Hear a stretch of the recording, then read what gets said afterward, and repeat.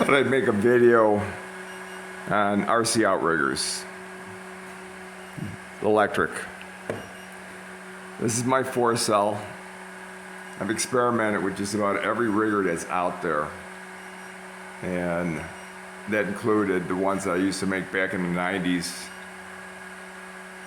But the newest ones, the distance from the riding on the prop and the position up front, that distance is makes the boat handle better. And this type of sponson design is so easy to make. It's not curved, it's all flat, straight angles.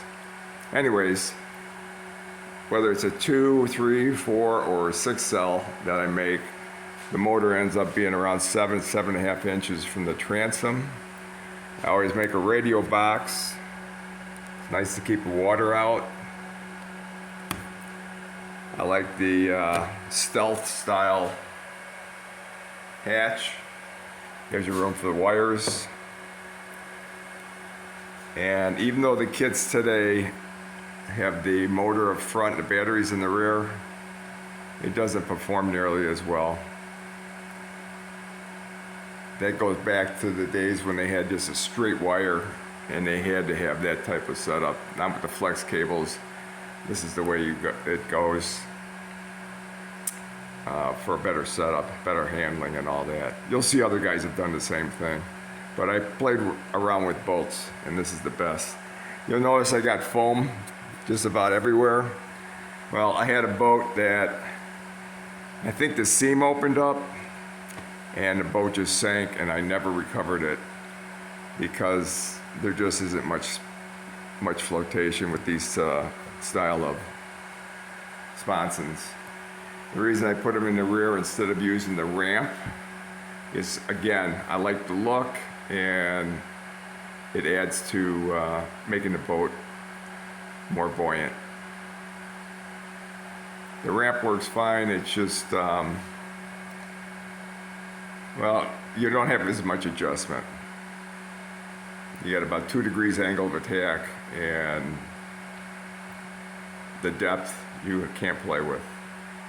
So I prefer this setup better. And this is the 2 or 3-cell size.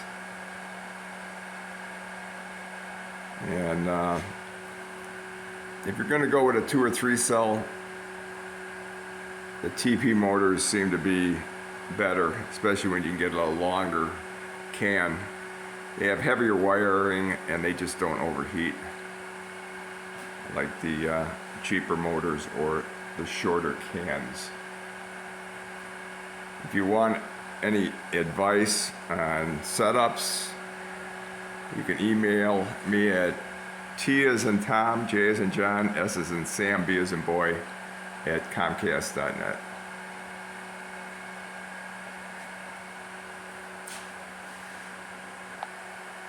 And like I said, I've tried every rigger out there, messing around with motor and battery positions, turn fins, all that.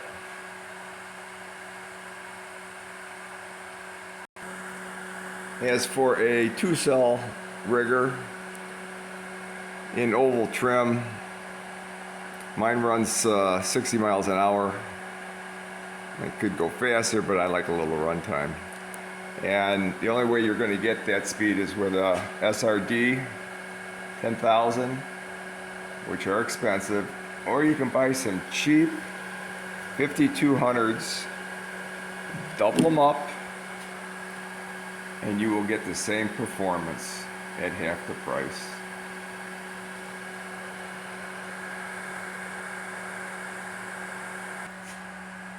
And this is how I do a load test on the batteries. 2 of the 12-volt car battery testers together